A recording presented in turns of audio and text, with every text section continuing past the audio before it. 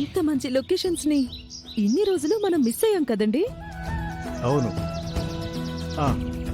అటు వెళదాం రా. అటు వెళ్దాం. అలా వెళదాం. ఈ అడవిలో జట అనే దేవత ఉందని విన్నాం కదా, ఆ అమ్మవారిని కూడా దర్శించుకుందాం. సరే.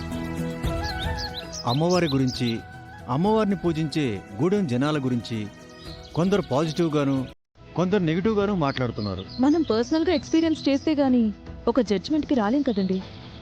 Yes, your right. అయితే ముందు మనం ఆ అమ్మవారిని దర్శించుకుందాం. పద.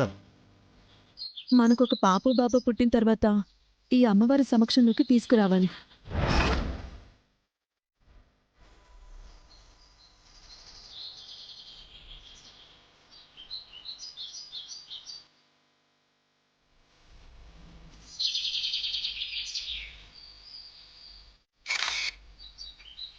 ఇటు వెళ్దాం రా. పదండి.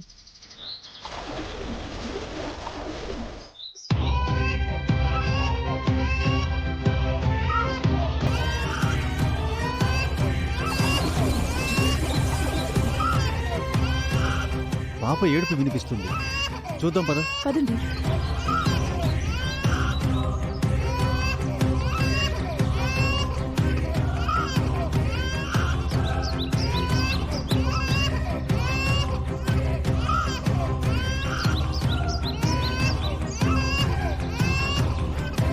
మాధవి చూడు.